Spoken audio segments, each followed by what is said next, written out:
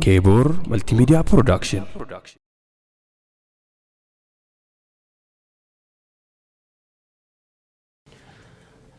بسم الله والصلاة والسلام على رسول الله صلى الله عليه وسلم. السلام عليكم ورحمة الله وبركاته.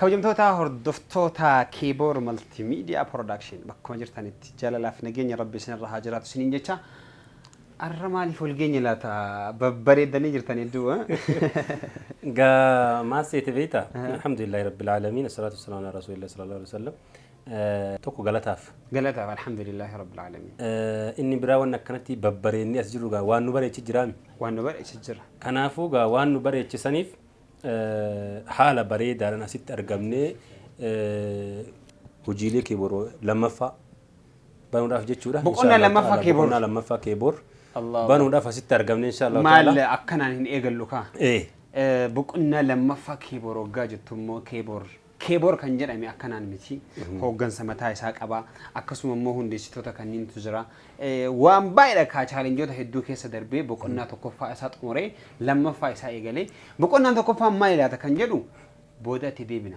أما في كيسم ما جباتك كمنا كيسم ما كان اسمه مرحبا جنين مرحبا جنان السلام عليكم ورحمة الله وبركاته. السلام ورحمة الله وبركاته. ما شاء الله ما نقدر كون كنا كيسني كنا كان مو سربرايز ده ما شاء الله ما لسني كنا في ثلاثة كيبور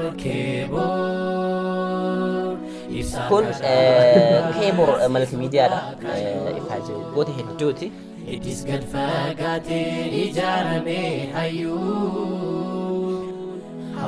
بقى نجاهني نيجدني نقطة أي قالتهم بس بقى نجاهنا كنا ببردين إجاني فجيني را أكوان يمتلك تدل فجيني إلى رادفة إيميل كيبوري فمو إيميل تكارا سونتاني إلى رادفته كنا فكنا ببردين بقى إجاني اتفاق كنافو إنس إملا إيجال اتفاق وانت بقى بردين إجدس نجتشون بربادا أكاسي كوفا سونتاني وان في دي كان أكاد أمتني مئاسة أكاد تفوتني أجون أكاد أمتن بربادا ما شاء الله كون كيكي دا هذا أمنو جتشون هذا أمنو جتشون جوات وانا كنا فين كنني ما ترجع لا تا دب اسمي عبد الناصر بثام كنان كأجايباتي جلك أبرت وان إسام فيدان وان هم آجدهم كيسا في لدني أكان يادود مئان كنت كوفا مئان ميديان كن هوا سبرتك أبو كان أجر سيسودا لما فهموا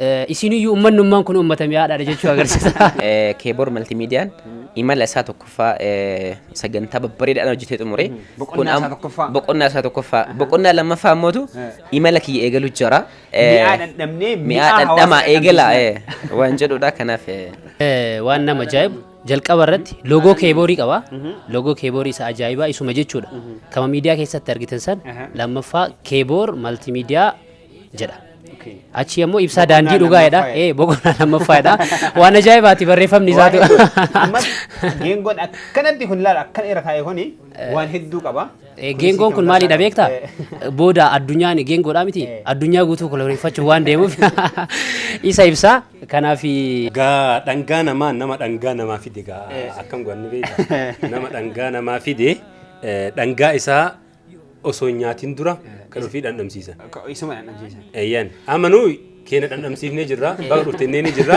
دنغا في دي كنا مو نوها دندم سيسا مرة كنوتي نمراني سامبودا دندم أكاكان كنوتي ملتا كيتيرا ومتسينو غورو دالو تغودي سوف كابسو جيروف دولتي هذا نما تاتي نغابيا سلاي سني بتري توبتا فدان دايركتور كنا واميا مئة جلما دندم سيسا إنه ما نواميا ما شاء الله ما شاء الله نمتو مئة كم أجائبت مايا كسوتي بيكيلي ملكيها هردفو في الطريقة ميلي دالو تنجارمي كنته أبدي هكا سامدي كنته مولتو أكا غارا أهدي akkamiin akkamiin usnee teenyaa gadi amana baadhannee nu eega dhallundi. Dhalotaan jaarame kan tahu abadi hamba seenaa goonee haa kahu samadi kan tahe mul'atu akka garaa uhdii. Akkamiin akkamiin usnee teenyaa gadi amana baadhannee nu eega dhallundi. Maasha Allah waan gaarii dhagaa keekii murame. Keekii muramuun kun dhandhamni illee nyaanni dhangaadha. Mi'aadha. Maaltu sitti dhagahamee waan saarratti maaltu sitti dhagahamee hin mi'aamu akkami waan jedhu kana namni gaafuma mana namaa deemu amma waan guddaa yeroo ammaa kana hawaasa keenya biratti akkuma aadaa uummata keenyaatti waan dhangaa sii fidan. Waan mi'aawu. Dhangaa namaa fidan dhangaa mi'aawu jechuudha. Dhangaa mi'aawu san namaa fidanii inni sun micciirraa fa'a sii fidan nyaata turuu danda'u nyaata mi'aawu nyaata namaaf dhiyaatu malee micciirran garaa fi miti gurraa fi waan jedhan tokko hin jiraame san namaa fidan san gaa amma akkuma mucaan kun itti taffisu kana beektaa daa'imman Inni numaaf malee ofiifi miti kanaaf waan akkasiiti ulfaadhu galatoomii baga nuuf fiddan jennaani gaamee keeboor marsaalee jalqabaa irratti waan tokko waan inni dalagaa ture gabaabinaan akka hooggansaatti waan tokko nu haa jedhanii nu haa ibsanii booddee immoo mi'aalee dhandhamnee ulfaadha galatooma jennee irra daayirektara keeboor Abdurrahmaan Amaan mee keeboor maltiimiidiyaanii boqonnaa isaa lamaffaa jedhaa jirra. Boqonnaa tokkoffaa maal keessa ture? Maal hojjetaa ture mee gabaabinaan? Haqiiqatti namni waan rabbiin isaa kennetti yoon shakkarree waan biraa dabalatee argachuu hin danda'u. Jalqabatti ammoo carraa kanaan babbareennee akkana taa'u keenyaaf alhamdulillah ammas rabbiin nuuf haa dabalu. Garuu carraa kana geenneen akka laayyootti akka xiqqattii miti. Boqonnaa isaa jalqabaa keessatti bu'aa bahii hedduu keessa dabrine kan yoo jedhu yaani nama shanii fi shan biraattu jira shantamaa fi dhibboota jira yaada kana samsurdi gootee bakka tokko deebisuudhaaf aayidoolojii tokkicha irratti namni akka deemu keessattuu dhaloonni jaarraa ammaa akka tokkummaadhaan hawaasa isaa kaddamu irratti deebistee yaada tokko godhuun iyyuu hedduu ulfaataadha.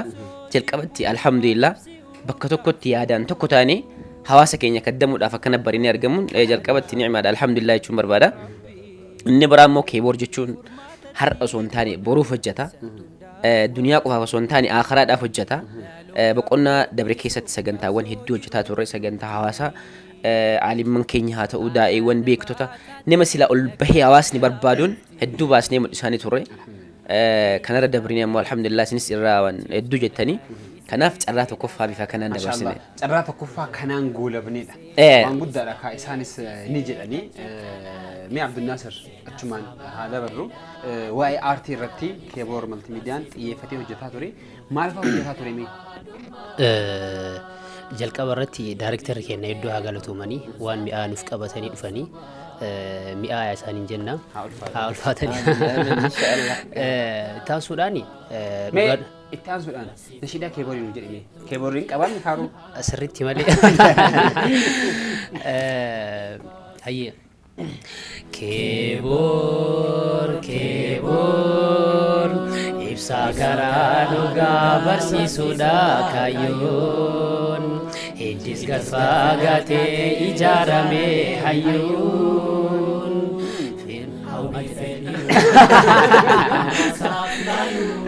jedhaa itti maal jedha beektaa? Gadoofee dhalootaan jaarame kan tahu abadi hamba seenaa goonee haa kahu samadi Allah dhageette gaa kan tahee mul'atu akka garaa uhdii himmaan isaa fagoodhaa jiru akkamiin usnee teenyaa gadi amana baadhannee nu eega dhallundi jedhaa ka'a keeboor jedhaa itti fufaa nashidaa kana qofa yoo dhageeffatan hawaasni keenya waa'ee keebooriitii fi himmaa inni qabu guutuu isaa hubachuu ni danda'ama jechuudha. Waa'ee aartii irratti keeboor dhugaa dubbachuudhaaf tokko jedhee osoo nashiidota asiin dura nashiidota afaan amaariffaa qofatu beekamaa ture yeroo dheeraa hawaasni keenya nashiida afaan Amaariffaa qofa dhageeffataa hattaan haga uummata keenyaa fi nuuniyyuu baatu jechuudha. Ergas booda keeboor maaliif hawaasa keenyaaf furmaatan taanu waan jedhu yeroo baay'ee yaaddawee waan kana furmaata ta'uu qaba jedhee waltajjii isaa isa jalqabaa keeroon tokko lama sadii jedhee meeqarra jira? amma kudhan yeroo dhiyootti inshaallah qopheessuuf deemaa jira. Kana jechuun turtii yeroo gabaabaa keessatti jijjiirama argameedha. Aartii kanaan ammoo yeroo jalqabaatiif nashiida afaan Oromoo akka guutuu Itoophiyaatti jechuun ni danda'ama. Asiin dura kan Amaariffaa qofatu beekama. Keeboor hojjetee erga gadi baasee boodaadha. Munashidoonni kun illee afaan Oromiffaa hojjechuu kan eegalan. Kana jechuun alhamdulillah akkuma keeboor jedhu boruu hawaasa kanaatiif waan hedduu fakkeenya ta'ee karaa baneera jechuudha. Kanaaf hojiilee boonsaatu hojjetamedha. Kana qofaa miti ka gara aartiitti wanni inni hojjete maali ka jedhamu Abdullatiif illee alaa kaasa. Waan gaariidha. Maali ree nyaanni? Laakki ijatu achi na laalu jira. Callisee achi na laalu jirta. Egaa bar amma hin beekami amma. Hin beekaa dhiisi. Akkasumas na darbe. Kanaaf keeboor wantummaan hojjetu mataan isaayyuu akkatti mi'aaweedha. Amma aartii irratti waan tokko lama waan jedhanii himanii miti. Dhugaa dubbachuuf biyya kana keessatti hojjetee akka hojjetamuu danda'u agarsiise. Namni nashiidota akka muuziqaatti dibbee jalaa dhiichisanii hadiraa harka dhahaniiti hadiraa waan janta kobeedhaan Hadaratul Amin. abeedhaan hadiraan beeytu mati hadaratul Amin hin beeytu Dhagahee. sani kaa kun akka nama mawlida jiru mawluda hin beeytatu mawluda yookaan hadiraa jirutti bar ummanni kun harka dhahuu turani harka dhahaa san qofaan namni nashiidaa se'a duuba keeboor dhufee sagantaa miidiyaan kun keeboor jee erga hundaa'ee waa hojjetuu jalqabee sagantaa hawaasaa kan ammoo keetiroon sagantaa keeroon jedhu qabatee gadi bahe sagantaa keeroon jedhu qabatee gadi bahee ammoo da'awaan galmi didi da'awaan immoo nashiidaan dhageeffatuu didi kanam munshinnummaan dur jirullee bar namoonni nashiidaa kun durillee ima jirani osuma jiranu hojjetuu dadhaban ka isaan hojjetuu dadhaban kanallee akka isaan hojjetuu danda'an hamlee itti godhee galmatti illee akka isaan itti agarsiisee hojjetee agarsiisee munshidaaf hawaasa wal agarsiisee nashiida fi hawaasa fi da'awaa fi hawaasa fi galma illee gadhiise ni beeytaa damma galma kana da'awaa godhuu kan ummanni gariin haala salphatti yoo ilaalan illee gaafa kaayyoon gadi bahamu bar bakka sanitti akkana goona waan hikmaa waan achi haasamuun agartu beeyta nummoo finnee bakka sanitti finnee agarsiisni. agarsiisne. Mee waa'ee galmaa irratti abdii maallaqaa jedhu afaan isa qabadha. Keeboor galma irratti hojjechuudhaan bu'aan inni argamsiise maali? Keessumaayyuu namoonni meebii amananillee jira ta'a. Mee waa'ee kanarraa wanni jira? Gamanumaan jaalawwan keeboor guutuu bakka jiranitti.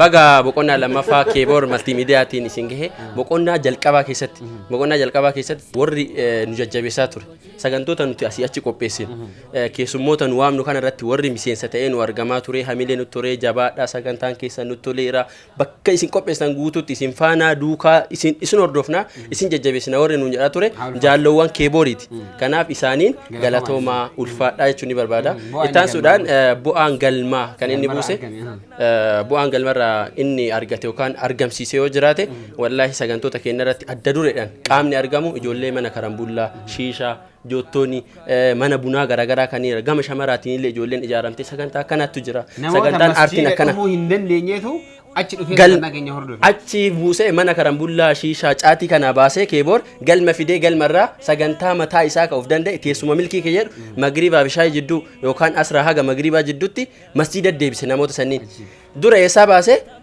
mana karambullaa shiishaa caatii mana bunaa kanniin irraa qocee galma fide galmarraa fuudhee isa fide sagantaan achitti baradee itti bareede waan ta'eef sagantaa san soqoo eessa dhufanii masjiida dhugan kun faayidaa of danda'e galmarra hojjetama keessaa kunis ijoodha. Akkasumas namni dhufee keeroon irratti shahaadaa qabatee illee jira. Wallaahi sagantaa keeroon jaaffaa kutaa asitti dalagne kutaa lammaffaa baa isaa jecha nageelle jamaa nageelle biratti dalagne jamaan nageelle asumaanuu haa galatooman miseensa keebooriiti guutuu jamaa osoo hin taane hawaasni magaalaa nageelle akkasitti ba'ee dargaggeessa wayiitu harka ustaaz Najaatti ol ba'ee sagantaa duubarraa osoo hordofaa jiru. Mucaa san amma maqaa isaa illee kaasuu dhabaanne garuu seenaan keebooriin keessatti kaasaara waan ta'eef alhamdulillah isteejii irra ba'ee shahaadaa qabate gaafsan geeba shahaadaatiin galeera jecha keeboor kun seenaa guddaadha jijjiirama guddaadha egaa Abdurrahman waa hedduu kaasuu dandeenya yeroon keenya waan hin jirree fi boqonnaa lammaffaa hoo maal qabatee dhufe ka jedhu boqonnaa xiqqoo fudhannee walitti deebina nurraan fagaatina. Keeboor kabajamtoota hordoftoota keenya walitti deebinee jirra. Boqonnaa fudhannee boqonnaa lammaffaa eegaluuf deemna. Keeboor maltiimiidiyaan mudannoo wanta silaa nu mudate hedduutu jira. Inshaallah sani gara fuulduraatitti sagantaa bal'aa tokko qabannee itti dhufna. Boqonnaa lammaffaa keenyaarraa sagantaa haaraa eegaluuf deemna. Sagantaan sunniin sagantaa akkamii fa'a laata ka jedhu mee daarektaruma keenyarraa kana Abdurrahman boqonnaa lammaffaa boqonnaa fudhannee walitti deebineetu jira. Sirriidha. Sagantaa Keeboor inni sagantaa haaraa istiidiyoo keessatti boqonnaa dabre bira kunne ammatti sagantaa haaraa inni istiidiyoo keessa eegalu irraa soodhaaf deemna. Boqonnaa tokkoffaa sana dhiisnee bira dabarra yookaan sagantaa san guutummaa dhiisnemu namni baay'een amma keeroon hoo maalii hoo jedhee baay'ee gaafataa jira. Saniin dhiisnee moo sunillee injira kun lammaffaa jechuudha. Injira sunillee bal'ina irra haasaa deemna. Ammatti ammoo isa akka jirutti qabanneetuma waan tokko irraa. Sunillee itti fufaa jechuudha. Olitti miidhagee bareedee. Sirriitti malee boqonnaa dabre keessatti keeroon jira, isharaaq jira, sagantaa milkii jira, bariin finfinnee jira. Sunniin jabaatee jabaasaa ta'e itti fufa. Sun boqonnaa dabre keessatti. Boqonnaa lammaffaan keenya immoo sagantaa istiidiyoo keessatti sagantaa dabre sanii olitti proposal ta'e sagantaa akkasii eegaluudhaaf deemna. Sagantaa kana immoo hawaasa keenya dhageessifnee sagantaa akkanaati sagantaa kun keessanii irraa fayyadamaa jennee itti himuudhaaf bakka kana jirra. Kanaaf sagantaa yeroon jedhu sagantaa yeroo maal akka taate shawaba keenya. Achi jala irratti immoo mata dureelee garaagaraa akka qabu. Sagantaawwan garaagaraa sagantaa hedduu nama dinqisiisu kaayyuuf keessaa qabu. Dokumenteeriiwwan hayyoota sagantaa baay'eedha. Waan ani mee xumuroo miti jaalleewwan keeleetti dabalanii kanaaf sagantaa kana qabannee dhufuuf jirra. Isin jaalattoonni akkuma obboleessi kiyya abdimaan achi kaase warri keessaaf alaallee warri keeboodiin jaalatu baay'ee jira kan waliin beeknu sanii kanaaf kana caalaa sirriitti sagantaa nu qabannee dhufaarruun kana nu deeggartanii nu faana bootanii kana bichaa miti. Sagantaa kanan immoo qabeenya illee beeksifachuun jira. Keebooriin wal baratanii dhufanii sagantaa kanarratti oomisha isaanii beeksisatu jira. Akka barbaadanitti. Kanaaf sagantaa akkasiitti fufuu jira jechuu barbaada. Maashaallah galatoomuu ulfaadhu. Waa'ee oomisha beeksifachuu kaasee ture. Bu'aan oomisha ofii namni ofii gabaa yookiin waan ofii beeksifachuun hagam bu'aa qaba akkamii waamicha dhiheessitan? Akkuma ati kaasuudhaaf yaalte yookaan Abdurrahmaan Abboleessi kiyyaachii kaase bara kana keessatti boqonnaa lammaffaa kana keessatti oomisha ofii beeksisuu wanti jedhu kuni dhibbaan dhibbatti hawaasni hunduu isaa kanarratti beekeera natti fakkaata. Namni kamuu dhaabbata mataa isaa qaba, qabeenya mataa isaa qaba. Hatta miidiyaan maanuu miidiyaa irra dhufee yeroo of beeksisu jira. Kana dura Keeboor eenyuun irra dhaqee of beeksisaa Nuura Hudaan jira, Hamiltaniin jira, TV'n Islaamaa jira. Kan inni irra dhaqee maal ta'a? Sagantaa madalagaa ture, sagantaa halaalaa kana achirratti dhaqnee beeksifataa ture. Akka miidiyaattuu, akka piroodaakshinaatti yoo dhufne, akka oomishaatti yookaan akka oomisha obboleessi kiyya achii kaasetti yoo dhufne, an akka dhuunfaa kiyyaatti oomisha mataa kiyyaa qaba. Fakkeenyaaf Abdurrahmaan suuqa aksesara maashaallaa jedhu qaba. Maashaallama kana yoo beeksifachuuf barbaade akka addunyaatti fakkeenyaaf addunyaan kaapitaala isaa walii gala miiliyoona 10 yoo dhaabbata san kireet godheeraate miiliyoona 10 kanarraa piroomooshiiniidhaaf yoo xiqqaate paarsentaa 75 irraa ramada. Of beeksisuu, of gurguruu jalqaba irratti of promoot godha. Kanaaf Keeboor bara kana keessatti dhaabbilee haa ta'u wantoota garaagaraa waan daldala irratti daldala dhuunfaa keessanii haa ta'u dhaabbilee garaagaraa haa ta'u miti mootummaallee haa ta'u dhuftanii Keebooriin irratti akka barbaadanitti sekendii takkarraa haga sekendii 10 daqiiqaa takkarraa haga daqiiqaa 2 daqiiqaa tokkorraa haga daqiiqaa 10 illee haa ta'u beeksifachuu ni dandeettanii Keeboor keessanii jaalalleewwan Keeboorii hundi keessanuu. Keeboor gaa boqonnaa lammaffaa isaa eegaleetti jira. Boqonnaan isaa akkuma daarektarri keenya Abdurrahmaan kaasee waan hedduuf jalaa qaba sagantaan hedduutu jira. Sagantaalee alabaanii ulamaa'ota dubbisuu jira hedduu jira. Isa keessaa mee muraasa dhayiiti bu'aan sagantaa kana eegaluu keenya hoo maalidha? Egaa maasteeti jalqabumayyuu gaafa kaayyeffannee kaanu kaayyoo gabaabaa fi dheeraaf jiddu galeessannee kaanu. Alhamdulillah rabbil aalamiin bishaan.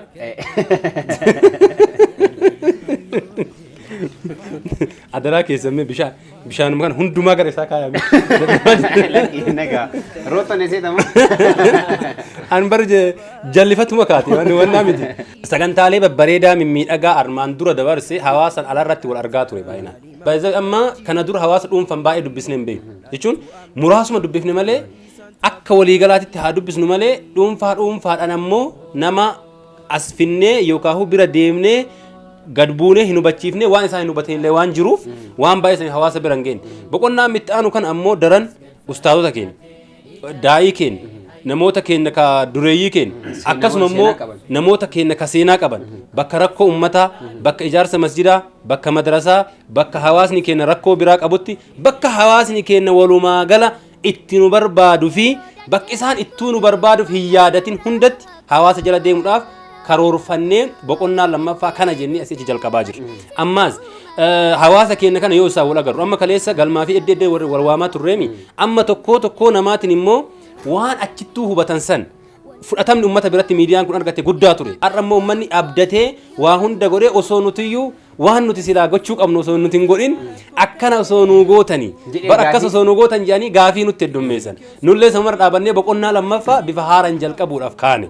Kanaaf daran ka dur daran tokkoo isaaniitiin waan isaan achi nu hubatan san caalaa yoo itti siqanii baay'inaan nama hubatan san caala yoo nama argan waan nuti isaaniif kaane kana caala waan ajaa'iba arguudhaa deeman waan amma isaan agarsiifne malee kanaaf dhuunfaanillee hin hubatan gamtaanillee hin hubatan xiqqaadhiif haga guddaatitti waan hundumaanuu jechuudha ammas jidduu kana guyyaa har'aati irraa qabee yookaan guyyaa kaleeti irraa jalqabee beeksisa miidiyaan qaxxaamura lammaffaatiin itti dhaqee jedhe tokko jira. Kun nuti gaafa miidiyaa makanaa gadhaabnu ummata keenya rakkoo keessaa gamasitti ceessuudha. Kana gaafa jennu gama aartii nashiidaatiin namni hundi rakkatee nashiida'ee hojjetee istuudiyoo horii irraa fixee abdii kutee mana taa'a. Kanammoo ragaan as jira. Istuudiyoo kana jira. Yoo xiqqaate namoota baay'ee dararame. Dararaa kana keessa illee ummata baasuuf jennee beeksisa sagantaa addaa qopheessinee fi itti socho'aa jira. Sagantaan sun immoo kan murshidoota ol baasu. Kadaa'ii islaamaa ol baasu kaasii haga biyya alaatti isa gaggeessuu danda'u haga biyya ollaa keessatti asumattu akka inni dhageettee argatu keessa godhuu danda'u itti ceenee jira. Ka himnetu hagana malee adaraa keessan jara keenya nama kana bishaanii fi waan nallee meeqaa isaa sochoosu. Kanaafuu biyya keessa qofa osoo hin taane haga biyya alaa biyyoota ollaa biyya keessatti illee daa'ii jabaa akka inni ta'ee argachuu danda'u. Keessaa immoo waltajjii argachuun ulfaataadha uummata keenya irratti. Sanillee haala mijeessinee jira waan ta'eef waan amma nu isinii himnetu xiqqaadha. Mucaa kana ka mannaan hagam gaa'inaan kan irraa maal jiru argite jedhee kanaaf wanta nu hafetu guddaadha. Kanaaf gaafa hojjenne hojiidhaan agarsiifna. Ammoo isinitti dhufna isinillee akkuma amma dhuftan kanatti nutti koottaa dara waan baay'ee asii argitu jennaan inshaallahu ta'ala waan takka miidiyaan biraa hin dalagin bakka takka miidiyaan biraatti hin argamin ogummaa fi mala miidiyaan biraa tanaan dura dalagee itti hin argamin dhufaa jirra. Tarii yoo jalqaba waan sanitti seennu namoota hedduuf gaafii ta'uu danda'a. Indeet indazii yoonaal jedhee gaafii wayii nukkaasuu danda'a. Amaariffaan gaafatatanu. Kanaaf akkas ittiin fakkaannillee wanti goonu waan baay'ee waan jiruuf ija diinii keessaa osoo hin baane shari'aa keessallee osoo hin baane homa shari'aan dalaynu waan baay'eetu nu hafe. Waan san isin agarra keebor maltiimiidiyaa wanni inni irra hojjetu sooshaal miidiyaan hawaasaa hedduutu jira. Maal fa'aadha miidiyaa kanneen akkamiin jabeessuu qabanii kallattii kanaan akkamiin hordofuu qabamee dhimma sanarraa kaase. Baay'ee sooshaal miidiyaan miiliyoonotatu jira yuutuubii irra jechuudha. Sooshaal miidiyaa hedduutu jira. Sooshaal miidiyoota hedduu jiru kana keessaa ammoo dubbiin Abdullatiif jedhe sun dhuguma dararamni kan keellee ilaal qixxee darbee jira bar nama lamaan dhugaa jira lakin galatoomii itti baay'ate gaa eeguma gootatti illee kenniif Abdurrahman haa nyaadhumi akka isaa kaan namaa yaaduudha malee sooshaal miidiyoonni hedduutu jira. Sooshaal miidiyaa jiru kana keessaa ammoo hawaasni keenya dhugumatti miidiyaa kamtu hawaasaaf hojjetaa jira miidiyaa kamtu ammoo dhuunfaadhaaf hojjetaa jira ka jedhu kana sirriitti adda baasee beekuu qaba. Maaliif miidiyaan dhugumatti hawaasa keessa gabbee amma even keessumattuu keeboor miidiyaan bakka hawaasni fi miidiyaan kamiyyuu dhaqee waraaba. Fakkeenyaaf miidiyoota baay'ee isaa akka fakkeenyaatti yoo ka fudhannu ta'eef magaalotuma iddoo mimmijataa qofa iddoo komfortabilii ta'e qofatti deemanii sagantoota waraabu. Keeboor garuu deemee baadiyaa keessa deemee bakka konkolaataan hin jirre motoraan deemee bakka motorri hin jirre gaariidhaan deemee imalee boolla seenee sagantoota hedduu isaa aalimman gurguddaa silaa osoo dubbatanii hawaasa kanaaf faayidaa buusuu danda'an kan magaalaa usin jiraatiin ka baadiyyaatti hafan hedduu isaa ol baasee hawaasaan carraan inni itti barsiise jira. Kanaaf magaalaa guddaa sila biyyiti kun qabdu Finfinnee as jira achittis seeraa guddaa gabbu'ee baadiyyaa sagaleen konkolaataan dhagahamnetti beekamaadha kun. Kanaaf hawaasni ammoo sirrumatti dhugumatti miidiyaan yoo hin jiraatin biyyi tokko hin beekamu. Miidiyaan yoo hin jiraatin hawaasni tokko hin beekamu. Miidiyaan yoo hin jiraatin rakkoo fi quuqaan hawaasa tokko hin beekamu. Awwaalamee hafa jechuudha. Kanaaf keeboon ammoo quuqaa fi quuqama hawaasa kanaa rakkina hawaasa kanaa boolla seenee baasaara waan ta'eef miidiyoota kaawwanitti akka yuutuuboota yookaan miidiyoota kaawwanitti ilaalamuu hin qabaatu. Maaliif hojiin kennayyuu ragaadha.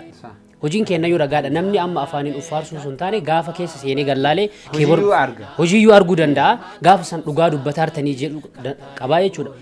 Kanaaf keebooriin asumaan sirriitti jabeessuu qabdanii. Kallattii meeqa hin jirra amma? Fakkeenyaaf karaa yuutuubiidhaan jirra, karaa tiiktaakiitiin jirra, telegiraamiidhaan jirra, feesbuukaatiin jirra, waatsaapiin jirra. Pilaatfoormiin keeboor irraa dhabame tokko yoo hin jiru jechuudha. Keessattuu hawaasni keenya kana fayyadamaniif kana kunniin ijoodha. Akka feesbuukaa fi kan akka tiiktaak yuutuub kunniin ijoodha.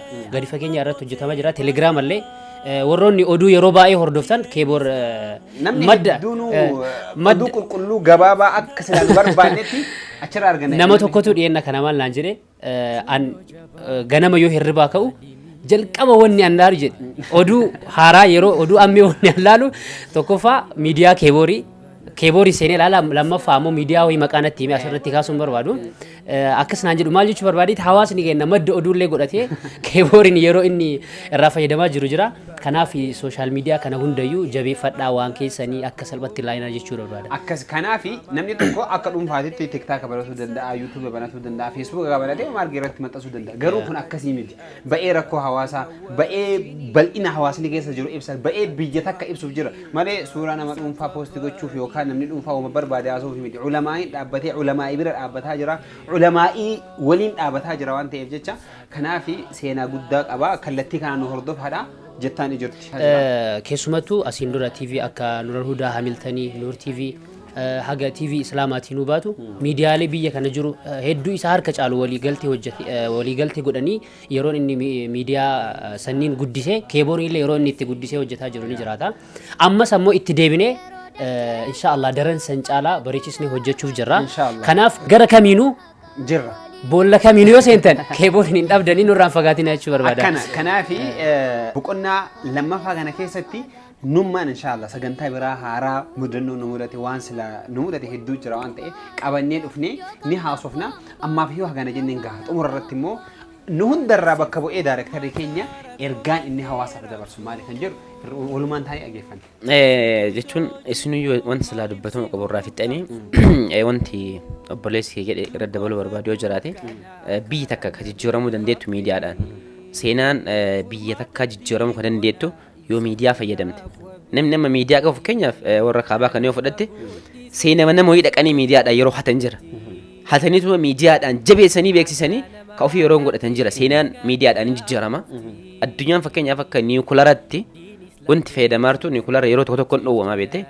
Garuu miidiyaan hedduun argamu bakka niwukularaa miidiyaa fayyadamti. Kanaaf wanti jechuu barbaanna hawaasa keenyaan miidiyaa jechuun waan akka xiqqaan laallamu miti. Miidiyaa jechuun niwukulara addunyaan nama fayyadamartu niwukularri sagalee qaba. Garuu miidiyaan immoo sagalee akka niwukularaan qabu garuu akka niwukularaatti olitti fayyadaa jechuu barbaada. Keeboor dhalataadhaa reef dhalachuu jira. Dhalachuun isaa garuu akkaataa inni itti dhalatee fi inni itti malaa immoo abdii biyya kanaati. Waan ofii kana dhiisee namni yeroo waan namaa jabeessu. Yeroo waan namaa faarsu. Garuu waan ofii yoo jabeeffate jabaa ta'a beekteeti. Waan kan kee gaafa jabeeffatte jabaa namaa taata. Kanaaf keeboor keessanii jabeessaa jettan. Keessanii jabeeffadhaa. Waan ofii abbama jabeeffataa. Gaafa nuti haganarra geenne nu jabeessaa waliin haa jabaannee imalloo isin hin jenne yoo isin nu dhiisten yoo laafne garuu seenaadhaan hin gaafatamtan. Garuu akka laafnutti hin ijaaramne. Kanaaf bakkuma jirtanitti nu jabeessaa waliin jabaannee adeemnu isin jechuun barbaada. Ulfaadhu galatoomi gaa sila isaanis osoo dhaammatanii waan gurguddaa dhaammatan ture yeroon hin jiru waan ta'eef dhiifamu.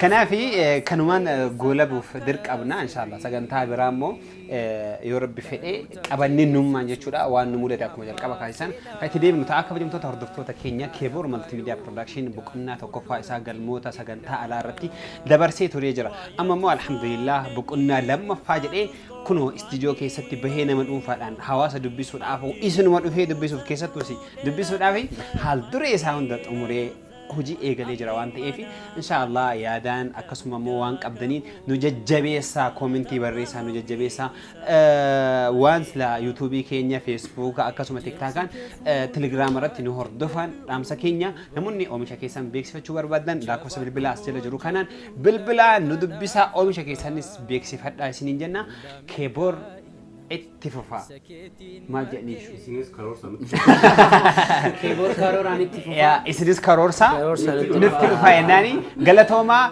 نتقرأ نياتا ديبنا إسد اللي بكم جرتني وجراتي وانيا دايتشا والسلام عليكم ورحمة الله Wanti warreen wanni jechuu barbaadu hawaasni kunis miidiyaan kunis tokkummaadhaan as ga'e waan ta'eef si'a takka nashiidaa tokkummaatiin xumurraa fi Finfinnee hojjetamtee, Finfinneetti tokkummaa hojjetamte. hojjetamtee. Kanaaf hundi kenna yoo hojii jenna. عن كان يا تراني عجلوا كان Ani nyaata. Tokkummaan keenya yoom ibsamaa hanga yoomii jibban faarfamaa sabab bifaan gargar hin baanu muslimni guutuun obbolummaa humni guddaan irreen hin cabne kan filannoo biraas hin qabne gamtoomaadhaa dandiin jireenyaa kan utubaan saakufeen cabne. جدا عبد الرحمن إتفاقي إن جبني جدا موزي لما موزي Kan filannoo biraas hin qabne yeroo jedhu muuzisan na fakkaate. Keenya yoom ibsamaa hanga yoomii jibban faarfamaa sabab bifaan gargar hin baanu muslimni guutuun obbolummaa humni guddaan irreen hin cabne kan filannoo biraas hin qabne gamtoomaadhaa dandiin jireenyaa kan utubaan saakufeen cabne. Tokkummaan keenya yoom ibsamaa hanga yoomii jibban faarfamaa sabab bifaan gargar hin baanu muslimni